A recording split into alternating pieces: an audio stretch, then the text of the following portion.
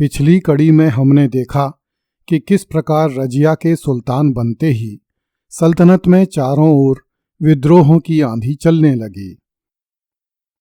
13वीं शताब्दी ईस्वी में जब दिल्ली पर अफगानिस्तान के पहाड़ी क्षेत्रों से आए लड़ाका तुर्की कबीले काबिज थे, एक यतीम शहजादी का दिल्ली सल्तनत पर काबिज हो जाना बहुत ही आश्चर्यजनक घटना थी। किंतु सख्त इरादों की मलिका रजिया ने उस युग में ऐसा कर दिखाया। अपनी सल्तनत और तख्त की रक्षा करने के लिए वह तलवार और कलम दोनों चलाना जानती थी। वह युद्ध अभियानों का संचालन कर सकती थी। वह तख्त पर बैठकर अमीरों और रियाया पर शासन कर सकती थी। वह दिल्ली की गलियों में घूमकर जनता का विश्वास जीतने में समर्थ थी। वह पतली दुबली सी लड़की विद्रोहियों के विरुद्ध रण में जूझने को तत्पर रहती थी। जब वह घोड़े की पीठ पर बैठती तो घोड़े हवाओं से बातें करने लगते। जब वह अपनी सेनाओं को प्रयाण का आदेश देती तो बड़े बड़े योद्धा मैदान छोड़कर भाग जाते। अपने दृढ़ निश्चय के बल पर ही रजिया ने मध्यकालीन भारत का इतिहास बदल दिया। यद्यपि रजिया ने अपने पिता इल्तुतमिश को ही अपना आदर्श माना था तथा उसी के पद चिन्हों पर चलकर वह शासन का संचालन करती थी, तथापि कई मामलों में वह अपने पिता से भी 2 कदम आगे थी। जिन तुर्की अमीरों के समक्ष इल्तुतमिश तख्त पर बैठने में संकोच करता था, रजिया उन्हीं अमीरों को सख्ती से आदेश देती और उन आदेशों की पालना करवाती।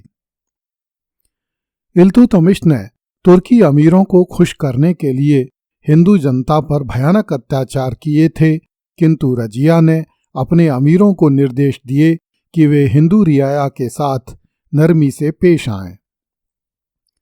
उस युग के मुस्लिम उलेमाओं और मौलवियों को रजिया सुल्तान की यह बात उचित नहीं लगती थी। वे शासन द्वारा विधर्मियों के साथ नरमी का नहीं अपितु सख्ती का व्यवहार चाहते थे। इसलिए ये उलेमा और मुल्ला मौलवी सुल्तान के इस कार्य से चिढ़ गए और उन्होंने सुल्तान का विरोध करना आरंभ कर दिया।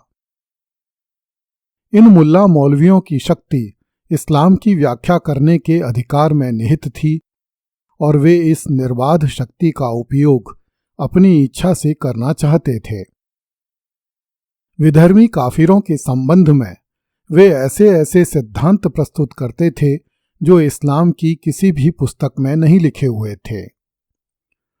उस काल के सुल्तान मुल्ला मौलवियों की इस शक्ति को पहचानते थे तथा उनकी इस शक्ति का उपयोग अपने शासन को मजबूती देने में करते थे। इसलिए वे मुल्ला मौलवियों की बातों को चुपचाप स्वीकार कर लेते थे। रजिया के समक्ष भी यही एक रास्ता था कि वह मुल्ला मौलवियों द्वारा प्रस्तुत की जा रही दार्शनिक व्याख्याओं को चुपचाप स्वीकार कर ले।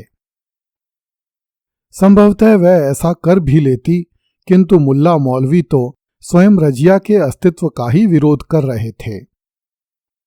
ऐसी स्थिति में रजिया उन्हें सहन कैसे कर सकती थी?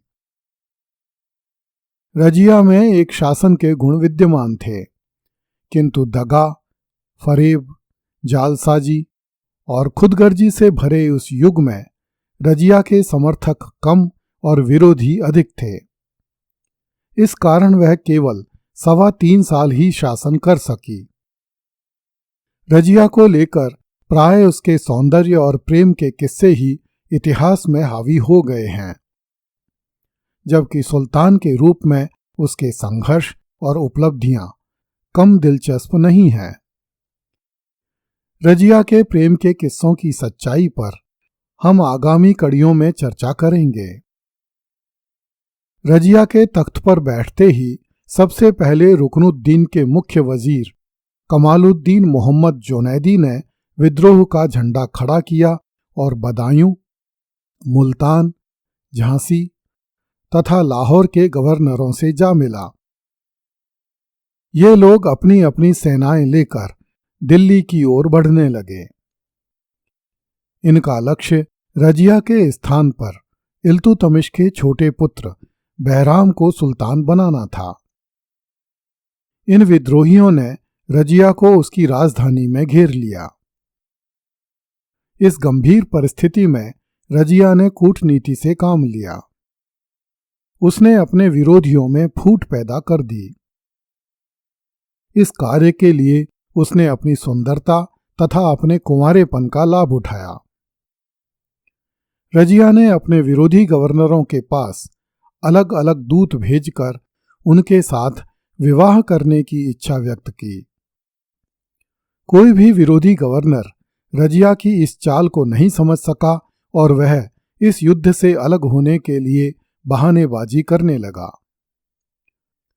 इस प्रकार गवर्नरों में मनमुटाव उत्पन्न हो गया और वे विभिन्न दिशाओं में भाग खड़े हुए। अब रजिया की सेनाओं ने पंजाब के गवर्नर का पीछा किया और उसका बुरी तरह से दमन किया। इस प्रकार रजिया ने दिल्ली से लेकर पंजाब तक के क्षेत्र में अपनी सत्ता स्थापित कर ली। दूसरी ओर बंगाल तथा सिंध के गवर्नरों ने बिना लड़े ही रजिया के आधिपत्य को स्वीकार कर लिया, क्योंकि उन दोनों को लगता था कि रजिया उसके साथ विवाह करेगी। विरोधी गवर्नरों को अपने अधीन करने के बाद रजिया ने दिल्ली में अपनी स्थिति सुदृढ़ बनाने के लिए उच्च पदों का पुनः वितरण किया। उसने ख्वाजा मुहाजिबुद्दीन को अपना वजीर बनाया तथा प्रांतीय सूबेदारों के पद पर भी नए अधिकारी नियुक्त कर दिए। मिनहाज उस सिराज ने लिखा है कि लखनौती से लेकर देवल तथा दमरीला तक के मल्लिकों तथा अमीरों ने रजिया की अधीनता स्वीकार कर ली। रजिया ने सुल्तान की प्रतिष्ठा का उन्नयन करने के लिए तुर्कों के स्थान पर अन्य मुसलमानों को ऊंचे पद देने आरंभ किए, जिससे तुर्कों का अहंकार तथा एकाधिकार नष्ट हो जाए और वे राज्य पर अपना प्रभुत्व न जता सकें। उसने जमालुद्दीन याकूत नामक एक हबशी को अमीर आखूर के पद पर नियुक्त किया और मलिक हसन गौरी को प्रधान सेनापति बनाया। इससे प्रांतीय शासकों के मन में यह संदेह उत्पन्न होने लगा कि रजिया शमसी तुर्क सरदारों की शक्ति का उन्मूलन करना चाहती है। अतः वे अपने बचाव के लिए फिर से रजिया के विरुद्ध षड्यंत्र रचने लगे और विद्रोह की तैयारियां करने लगे। सबसे पहले पंजाब के गवर्नर कबीर खां अय्याज ने रजिया सुल्तान के विरुद्ध विद्रोह का झंडा खड़ा किया। रजिया भी एक सेना लेकर आगे बढ़ी। अय्याज ने बिना युद्ध किए ही रजिया के आधिपत्य को स्वीकार कर लिया। रजिया ने उससे लाहौर छीन लिया तथा मुल्तान का छोटा सा क्षेत्र उसके अधिकार में देकर दिल्ली से काफी दूर भेज दिया। पंजाब का गवर्नर कबीर खां अय्याज मार खाकर चुप बैठने की बजाय अन्य गवर्नरों से मिलकर विद्रोह की योजना बनाने लगा। इन विद्रोही तुर्क अमीरों का नेता इख्तियारुद्दीन एतिगीन था। विद्रोहियों ने बड़ी सावधानी तथा सतर्कता के साथ कार्य करना आरंभ किया। अगली कड़ी में देखिए, याकूत हबशी से प्रेम करने लगी रजिया सुल्तान। कृपया इस चैनल को लाइक, सब्सक्राइब एवं शेयर करें। धन्यवाद।